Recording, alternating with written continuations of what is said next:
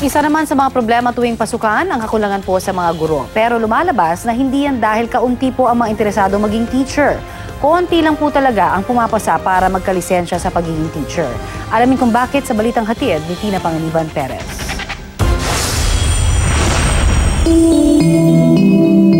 Ang lola, nanay, pati mga kapatid ni Eileen, lahat mga teacher. Bata pala akong elementary pa lang po ako, gusto ko na po talaga maging teacher kasi sinabi ko sa sarili ko, pag mag-retire yung nanay ko, ako yung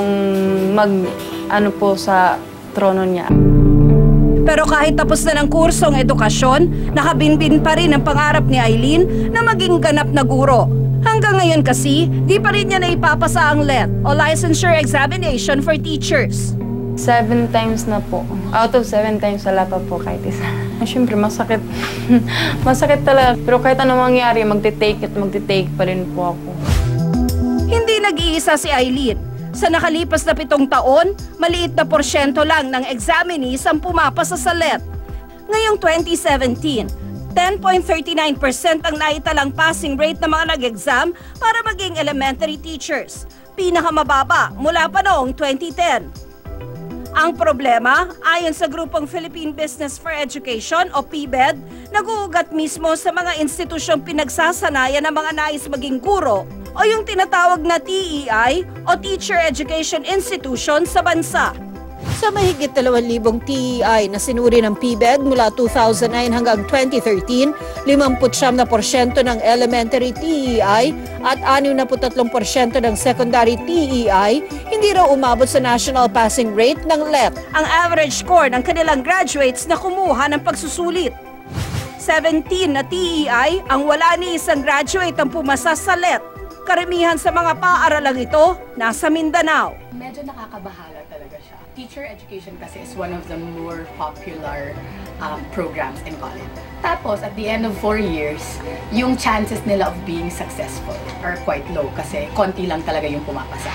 At nang aming suriin ng datos mula 2014 hanggang 2017, isa sa mga paaralang ito ang wala pa ring graduate na pasado sa LET.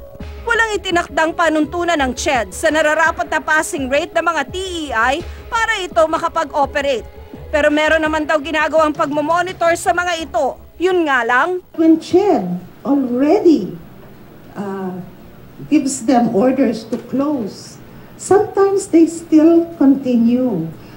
And that is part of the problem. We said we have no police powers. Pwede tayong magkaroon ng whitelist. Pag nalamin ng mga parents at mga estudyante, doon pala magaling ang so dyan na lang kami. So we do not have to close schools, they will die natural death.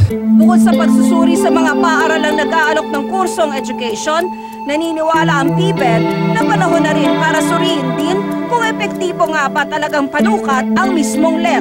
Kailangan ng systemic reform, like revisit, it should be open to analysis. Sa pagsusuri ng World Bank, lumabas na marami ring guro ang kulang sa kaalaman sa mga subject na kanilang itinuturo sa ilalim ng kasalukuyang K-12 curriculum. Maliban sa subject na English, wala pa raw sa kalahati ng mga tanong sa math, Filipino at science ang nasasagot nila ng tama. Right now, they're undergoing upgrading and refreshing mga refresher courses in our curriculum, lalo na sa the teaching of subjects which are crucial to senior high school. Tina Panganiban Perez, GMA News.